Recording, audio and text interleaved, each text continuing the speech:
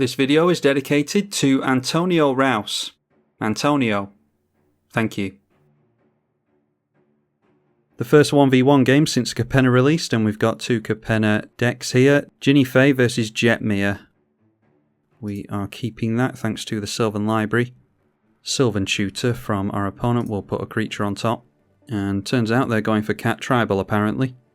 Alright, Marsh Flats, so we can get the Triome out with this. I'll hold up a Swords to Plowshares. Just playing in a tap land, so they're going pretty slow, which is fine by me. The least amount of life we can take to the aggro player, the better, because obviously that plays into Sylvan Library very nicely, which we will get down now. I suppose we could go for Black Market Tycoon, actually, get the Summoning Sickness away from that. Yeah, let's do that here. I don't know if we're going to play Jinnie Ray, or Jinnie Fay even, before the Scoot Swarm. I think we go Scoot Swarm first and then our commander, but we can be making treasures in the meantime. Dropping a Thespian Stage. So maybe have the, what is it called, the Marit Lage token, that combo in the deck. Anyway, getting their cat into play. Not going to be dealt any damage because we don't have any treasures just yet. Okay, Terror of the Peaks ought to be good a bit later on. So let's shock ourselves in a Sacred Foundry because we want to keep the double landfall for after the Scoot Swarm has come into play. We'll play the Scoot Swarm here. And it is Path to Exile going on to the Scoot Swarm, so it's not going on to our commander at least, and we are going to ramp here obviously. And now copying our Jetmir Garden with the Thespian Stage, and deciding to not open themselves up to any haste. We will make a treasure at the end of the turn. We are going to take 2 damage to that. And in for yet another land, so I think we do still go for our commander here. Maybe just drop the Sylvan Library. So playing out the Sylvan Library, I'll play out a fetch as well, and then we can shuffle the top of our library next turn if we don't like what we are seeing there. Alright, that's pretty good. That's a Hammer of Nazan, so yeah, I don't think we could have made use of Terror of the Peaks before now, so I don't feel too bad about not getting it out yet. Making an indestructible cat. Swinging in at us for 4. This is other cats have protection from dogs. Yeah, so we're just going to have to throw away a token here, I think. Choose the replacement effect instead of the treasure. We'll just, I don't think it really matters, does it? We'll just go for the cat. Don't particularly want to lose the Sylvan Library here. So looking at the top 3 cards with the Sylvan Library, Gaia's Cradle is very nice. It's probably a wise idea to keep the Hour of Reckoning, but they're starting to deal damage to us now. Let's put that on top. Yeah, let's not even bother with the Toski here. I don't think we're going to cast it anytime soon, and we do have some card draw in hand already. So we can shuffle those things away with Arid Mesa now. And let's cast ourselves this Terror of the Peaks. Then I think we can go Gaia's Cradle as well. And maybe Skull Clamp something. Probably just Skull Clamping the Terror of the Peaks is a good idea. And then swinging with our commander. We'll hold this back as a blocker. I don't really want to block with Terror of the Peaks. Our opponent having some fun in the chat here. They just go for Harmonise after that, and that is draw 3 cards, going up to 5 in hand, 1 untapped mana. Alright, getting into the other 1 mana removal spell. We've seen both Swords to Plowshares and Path now at least. Yeah, I mean there's nothing we can do about that. Apart from, we can make a creature now. Might as well make it a dog and lightning bolt our opponent. Just going to be chump blocking with the dog here, I dare say. Did gain some life there though, we're back up to 40, so just still playing around the fact that we don't want to lose an artifact or enchantment. But I think we have to start going crazy with the Sylvan Library because our opponent is going pretty slow here. Alright, get back into the Toski. There's an Aura Shards, that is excellent. Yeah, let's just keep all of these. Play out Windswept Heath first because we'll go for Savannah. I want to go for the Aura Shards. Haven't been making use of Rumour Gatherer this game, unfortunately. Have high hopes for that one though. So Aura Shards into play now, and after that we go for the Toski. And that allows us to blow up the Hammer of Nazan with the Aura Shards. So that cat looking like much less of a threat now. Make a treasure token with the Black Market cat, and we can make a Vigilance dog. And then maybe they want to get rid of Jinnie. Let's just go for the Skull Clamp onto our commander, deal a little bit extra commander damage. Do of course draw a card thanks to the Toski. That gets us into Cultivate. Tranquil Grove is an interesting one. Destroy all other enchantments for 3. Oh, they don't even have to sacrifice that. Alright, that gets rid of the Sylvan Library then. It does take over their turn here though. So unfortunately, not being able to make use of the Aura Shards before that blows everything up. Luckily we've still got plenty of card draw available to us here in Toski and Skullclamp, as well as the Rumour Gatherer, which I think we'll get going next turn. Alright, Intangible Virtue. Yeah, we can get both the white spells going here, I think.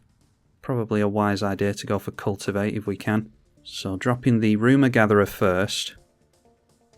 Then we will make a creature. Make a dog with that because it is easily Skullclampable. And then Rumour Gatherer will trigger on that. And that is a Scry. Oh, actually, if we were going to go for Cultivate, probably should have waited on that in hindsight. Yeah, we can't make another creature here anyway, so let's just go for the Cultivate. Get out both the lands from the Cultivate, and now it is Intangible Virtue, and we are holding up Heroic Intervention. Yeah, I think we can go for the Skullclamp onto the dog, which is probably about to die. So I have to swing in with Toski. Yeah, might as well swing in with our commander and keep landing commander damage as well. We draw 2 cards here, most likely. In hindsight, should have made a cat here as well, because the cats will have vigilance and they will have 3 power, enough to get rid of this. So it will make the cats more difficult to block with Feline Sovereign. So blocking the Toski, surprisingly. So not wanting to get rid of a dog from us. I mean, they can just not swing into the dog, I suppose. Either way, we draw 2 cards here with the Toski. Alright, Champion of Lamholt is a really good one. Just going to hold up the Heroic Intervention here. Alright, a Mana Vault. Might see Jetmir this turn, 3 cards in hand. Surprised we haven't seen too many tokens.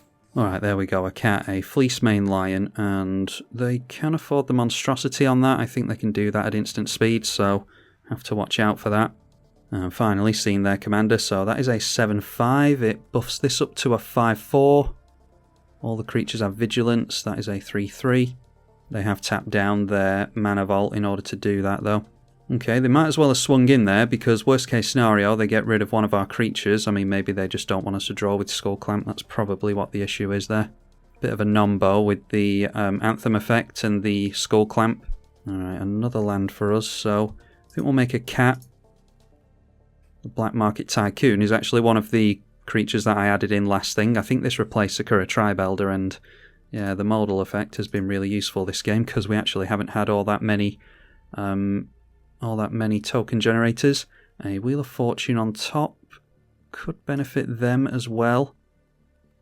Let's keep it on top anyway. Play out the Tiger. We'll play out Champion of Lamholt. That draws us into the Wheel of Fortune. And then we'll tap down Gaia's Cradle. Might as well cast the Heroic Intervention, because we're going to be swinging in here and we're about to lose it to the Wheel of Fortune. Discarding a land, drawing up to 7, there is Requiem Angel, which is a combo with a sack outlet, which we do not have. This is a really good new one that no one's talking about. Make a bunch of citizen tokens when we hit, which we are going to. Yeah, so I think I'll play this and equip it to the Toski. Actually, a better idea is putting it on the powerful dog, isn't it? So we'll suit this one up. And now it's through to combat, so yeah, just swinging in with some Vigilance Hasty stuff here. We get at least 1 card draw here. They can block our dog token here with any of the cats. Definitely should have been more aggressive with the cats when we saw that they had protection from dogs. I was just thinking of the Skullclamp 1 toughness interaction with the dogs, but obviously, like I said, that's switched off thanks to the Anthem. Alright, so letting a cat through. We are going to trample through with this. So we're going to get some more cat tokens with the Scepter of Celebration. About to see just how good that card is. So Toski triggering. Draw 2 cards with the Toski. Scepter of Celebration going to make us 3 tokens here. So let's just go for a bunch of cats, seeing as how they don't have protection from those. That triggers the Rumour Gatherer again, as well as the Champion of Lamholt. So Champion going to get some plus counters on it. And, alright, that's a Verdant Command. Unfortunately, don't have protection for our board here, so just going to try and get into that. Field of the Dead. Don't want that either. Yeah, Esper Sentinel. We've done alright with card draw this game, but yeah, not seeing what I want to there particularly. Alright, a land and Goblin Assault we end up getting into. Our opponent's down to 13 and going to start taking a ping to Mana Vault every turn. I don't think that's really going to be relevant though, seeing as how we are either going wide on them or barreling straight through thanks to the Champion of Lamholt. Okay, the Great Henge, that's always a good one. They do have a full grip now thanks to our wheel, so that might hurt us here. Perfect target for an artifact mutation, by the way. Well, that's a team of Sabertooth, so before that lands and gets them into some more card draw, let's use artifact mutation on the Great Henge. That is going to get us a whole heap of stuff. Let's just go for the cats again. So a bunch more triggers, and here's where Rumour Gatherer comes into its own. It is going to trigger for the first and second time on this turn. Yeah, and our opponent decides to scoop to that, so see if the client is going to bother showing us. Would have scryed a land on top to the bottom, and then drawn into Goblin Bombardment. Excellent. So we were going wide on them next turn anyway, but we do see the combo here. Requiem Angel. Every time it sees a non-spirit, that does include tokens, every time it sees a non-spirit die, it will replace it with a spirit. But of course, our commander replaces the spirit with a dog or cat, so we can go infinite with Goblin Bombardment, sacrificing whatever token and hitting our opponent in the face, and everything we sacrifice is constantly replaced by the Requiem Angel. Very quickly as well, I did go over the slight nombo with Skull Clamp and Intangible Virtue. We do have a sack outlet, like I said, but it's really in here for the Elemental Bond. If we want to make cats, then we need to get their power north of 3 for the Elemental Bond, and Intangible Virtue and cards like that do that. Anyhow, our opponent was a little bit slow there, but it did show what we can do with the Jinnie Fay, so if you want to see more from this commander, then be sure to let me know. I'm tribalkai. Thank you for watching.